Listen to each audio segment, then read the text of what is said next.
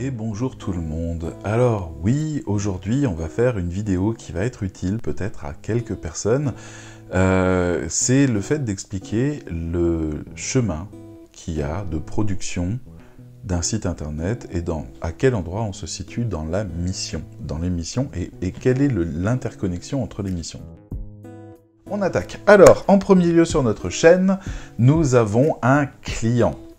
Ce client, il vient, et la première chose que je peux dire sur lui, très rapidement, c'est que, normalement, il ne sait pas du tout ce qu'on va faire pour lui. Lui, il sait ce qu'il veut. Il sait quel effet il souhaite. Et c'est très important de parler avec ses clients de l'effet qu'il attend, plus que de la manière dont il veut qu'on le fasse. Enfin, le chemin qu'il veut qu'on prenne. Parce que si on lui demande est-ce qu'on fait une page copyrightée, est-ce qu'on fait... Il sait pas. Et puis, c'est pas son job. Lui, il a investi, il a une production en ligne, il gère des stocks, il gère les relations clients, il a un boulot déjà que nous, on saurait pas faire. Et lui, il voudrait juste qu'on fasse le boulot que lui sait pas faire. Donc, soyez pédagogique, soyez patient avec vos clients, et quand ils essaient de vous expliquer des trucs, demandez-leur tout simplement quel effet vous souhaitez à cet endroit-là, et moi je m'en occupe. Dites-moi ce que vous voulez, et moi je vous l'obtiendrai. En gros, fais un vœu, et je m'occupe de l'exaucer. Deuxièmement, si on est sur des grosses structures, type agence ou autre, on a des chefs de projet. La personne connaît les fonctions de chaque boulot qui vont se mettre ensemble dans le chantier. C'est pour ça d'ailleurs que mon agence s'appelle l'atelier, puisqu'il y a des corps de métier qui se mettent ensemble pour réaliser les projets. Donc je suis chef de projet à chaque fois qu'on rentre un projet dans l'atelier de Séomantique. C'est pareil, un chef de projet, c'est le chef d'orchestre.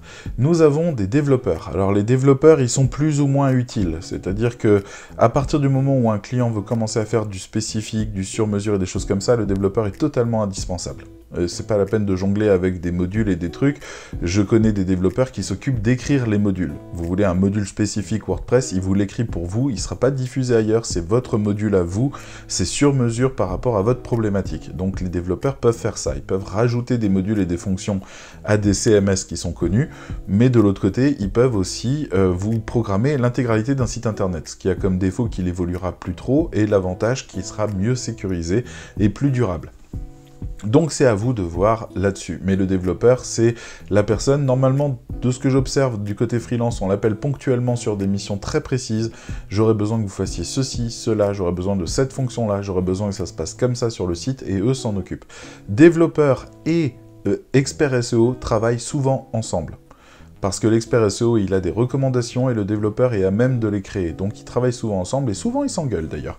Donc, l'intégrateur, ça, c'est la personne qui prend un CMS et qui le déploie, qui déploie les thèmes qui ont été achetés, qui les personnalise à la hauteur de ce qu'il sait faire. C'est-à-dire que c'est pas un designer, dont on parlera vite fait après, mais c'est un intégrateur. Donc lui, son boulot, c'est il met les textes, il met les fiches, il met l'arborescence à l'intérieur. C'est un boulot énorme, ça coûte assez cher, un intégrateur, parce qu'il va passer presque 2 semaines à déployer l'intégralité d'un site, un e-commerce par exemple, et d'intégrer tous les contenus. C'est lui qui s'occupe de ça.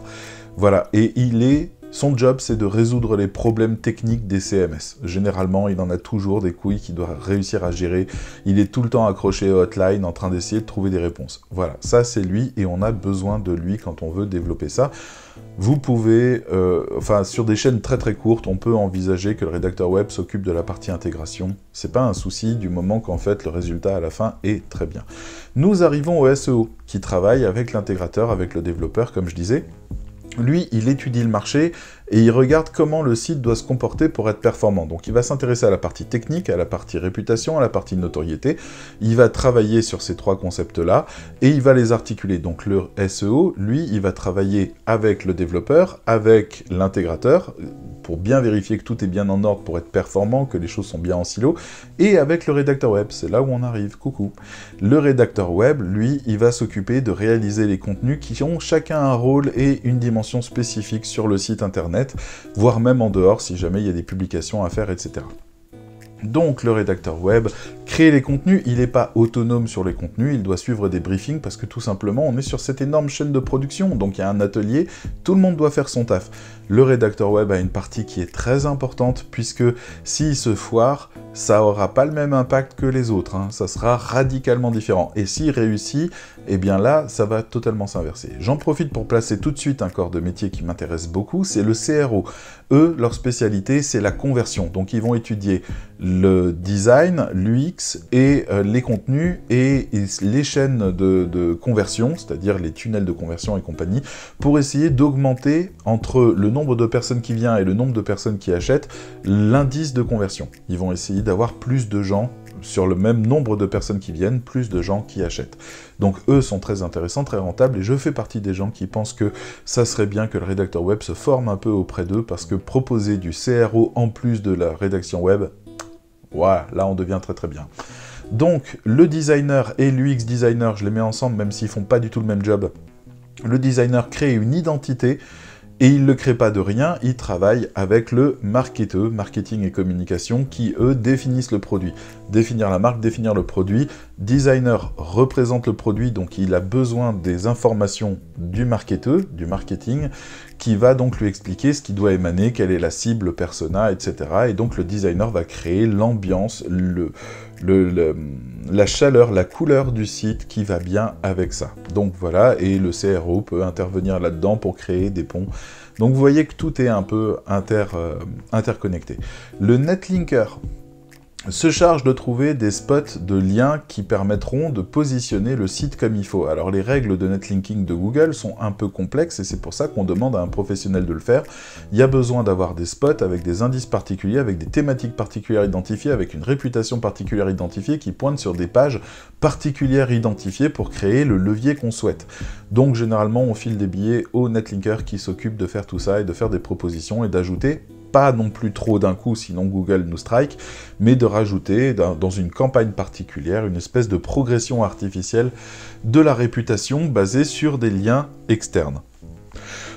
Nous avons le SEA, qui lui s'occupe de faire des campagnes Google Ads, notamment, mais également Facebook Ads, etc. Alors, c'est pas non plus les campagnes réseau, parce que les campagnes réseau, c'est plus du côté marketing, et ils ont une stratégie de développement qui est en plusieurs volets, sur plusieurs temps, avec des pages qui s'affilient, avec des pages qui convertissent, avec des pages qui fidélisent, avec etc., etc.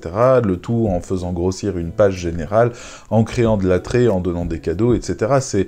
La campagne réseau, c'est quelque chose de gros. Hein. En ce moment, on travaille pas mal dessus avec la MFM. Et c'est chaud, et c'est pas facile comme boulot. Donc, nous avons, au passage encore, tant que je suis là, le marketing d'affiliation, où là, il y a des stratégies d'affiliation où on cherche des partenaires, où il y a une personne qui se charge de trouver des partenaires qui vont vendre pour nous et toucher une commission pour nous. Donc, il se charge de cette partie-là, on sacrifie une partie des bénéfices en faisant bosser des gens qui vont s'occuper de faire des affiliations. On n'est pas sur les échelles de rédacteurs ou autres qui font des petites affiliations pour leur formation ou ce genre de trucs. On est sur des très grosses machineries qui vous vendent 1 million de produits en X temps et qui récupèrent les parts d'affiliation. Tout est négocié et tout, c'est les gros blocs. Et donc là, on a des experts affiliation qui travaillent là-dessus. Et je finis par le concepteur-rédacteur. Je finis par lui parce que je suis passé un peu vite, mais c'est pas la personne ni la plus importante ni la moins importante. Le concepteur-rédacteur s'associe au marketing. Lui, son travail, c'est de faire des pages CRO, des pages qui convertissent. Donc il va travailler sur des segments spécifiques et des tunnels spécifiques, et notamment sur les personas et tous leurs besoins, etc., pour créer des contenus qui ont comme objectif la conversion avec des call to action et des choses comme ça.